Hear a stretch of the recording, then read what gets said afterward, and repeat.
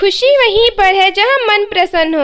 एक बुढ़िया थी जिसका एक पुत्र था। दोनों ही निर्धन थे और बहुत ही कठिनाई में जीवन व्यतीत कर रहे थे। एक दिन बुढ़िया के पुत्र ने अपनी माता से कहा कि यहाँ पर तो मेरे लिए कोई काम है नहीं, आप मुझे अनुमति दीजिए ताकि मैं किसी दूसरे नगर जाऊं। हो सकता है कि वहाँ पर मुझे कोई काम मिल जाए और मैं पैसा कमाकर वापस आऊं।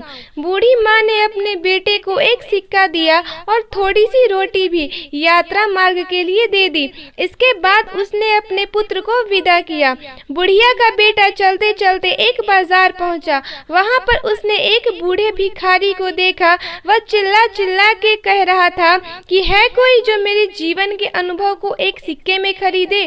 कोई भी उस बूढ़े भिखारी की बात नहीं सुन रहा था।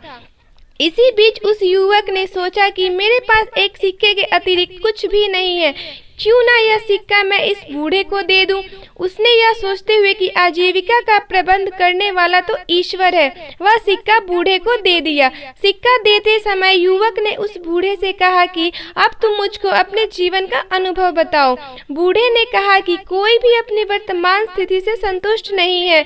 वह सोचता है कि इस स्थान से किसी दूसरे स्थान पर जाऊं ताकि मेरी स्थिति बेहतर हो जाए। बूढ़े ने कहा कि मेरे हिसाब से वह स्थान उचित है जहाँ पर मन को शांति मिले। प्रसन्नता महत्वपूर्ण है, ना कि स्थान। बूढ़े की बात सुनने के पश्चात युवा आगे बढ़ गया और चलते चलते एक जंगल में पहुंचा। वहां पर उसने देखा कि बहुत से लोग एक कुएं के किनारे जमा हैं।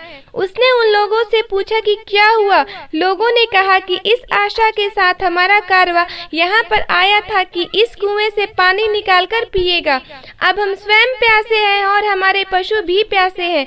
हमने कुएं से पानी निकालने के लिए कई बार रस्सी में बाल्टी बांधकर कुएं में डाली और हर बार रस्सी टूट गई और बाल्टी कुएं में गिर गई। अंत में हमने एक व्यक्ति को कुएं में भेजा ताकि वह हमारी बाल्टियों को वापस ले आए, किंतु वह भी वापस नहीं आया। पता नहीं कुएं में क्या है। युवक जो अपने घर से काम के लिए ही निकला था, उसने यह सोचा कि इन लोगों को अपनी योग्यता और क्षमता को प्रदर्शित करने का यह बहुत अच्छा अवसर है। हो सकता है कि कारवां के लोग इसे देखकर मुझे कोई काम सौंप दे। उसने कारवां वालों को संबोधित करते हुए कहा कि यदि आप अनुमति दे तो मैं कुएं में जाकर देखूं कि वहां पर क्या है। कारवां वालों ने उसे तुरंत ही कुएं में जाने की अनुमति दे दी, क्योंकि वे स्वयं इस कार्य से डर रहे थे। उन्होंने युवक की कमर में रस्सी बांधी और उसे कुएं में भेज दिया। वह दीवार के सहारे धीरे धीरे कुएं में उतर रहा था। जैसे ही वह पानी के निकट पहुंचकर बाल्टियों को ढूंढने का प्रयास कर रहा था, एकदम से उसने एक बहुत बड़े काले देव को देखा। देव ने उससे कहा कि तुम यहाँ पर क्या कर रहे हो। देव को देखकर नौजवान डर गया। उसने देव को सलाम किया। इस पर देव हंसा और बोला, सलाम सुरक्षा लाता है। तुम मुझको एक सज्जन युवक लग रहे हो। मैं तुमसे एक प्रश्न करना चाहता हूँ।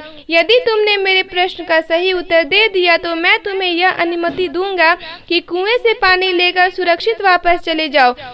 यदि तुमने मेरी बात का सही उत्तर नहीं दिया तो मैं तुमको भी उन्हीं लोगों की भांति यहाँ पर बंदी बनाऊंगा जो तुमसे पहले यहाँ पर आए थे।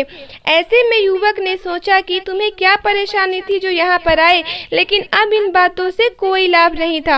अब मुझको ईश्वर पर भरोसा करते हुए देखना यह है कि इस काले देव ने क्या सोच रखा है।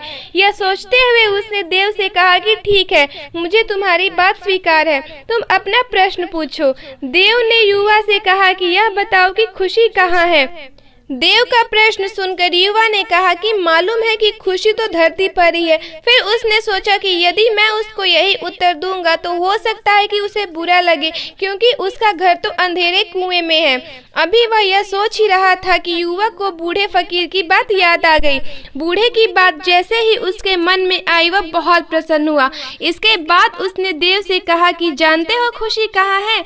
जहाँ पर मन प्रसन्न है वहीं पर खुशी है। उसकी बात सुनकर देव बहुत प्रसन्न हुआ। उसने कहा कि तुम्हारी बातों से पता चलता है कि तुम बहुत समझदार और अनुभवी हो।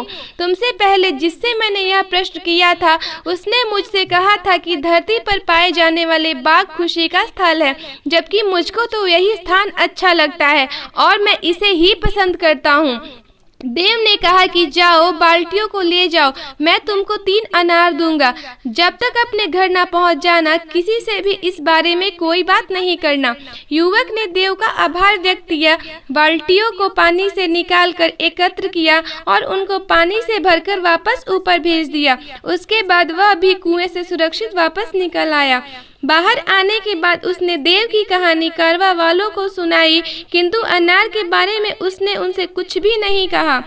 कारवा वालों ने उसका आभार व्यक्त किया। फिर युवक कारवा के साथ अपने नगर वापस आ गया।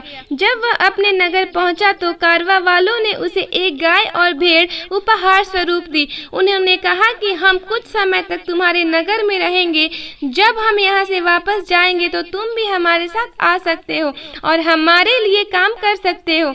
इसके बाद युवक ने कारवा वालों से विदा ली और अपने घर की ओर चल पड़ा। अपने पुत्र को देखकर उसकी माता बहुत प्रसन्न हुई। उसने कहा कि बहुत अच्छा हुआ कि तुम आ गए, मुझको तो आशा ही नहीं थी कि तुम इतनी जल्दी वापस आ जाओगे। युवक ने कहा कि ईश्वर ने मेरी सहायता की, अब तक मुझे एक गाय और एक भेड़ उपहार में मिल चुकी है। कुछ दिनों के बाद अब मैं कारवा वालों के साथ उनके नगर जा सकता हूँ और उनके लिए काम कर सकता हूँ। रात को माँ और बेटे ने खाना खाया। माँ थकी हुई थी, अतः जल्दी सो गई। युवक ने अपनी जेब से एक अनार निकाला और उसका एक टुकड़ा काटा। अनार के दाने बहुत चमक रहे थे, जो जगमगाते रत्न की भांति थे। युवक को पता चला कि अनार के दाने बहुमूल्य रत्न हैं। यह जानकर वह बहुत खुश हुआ।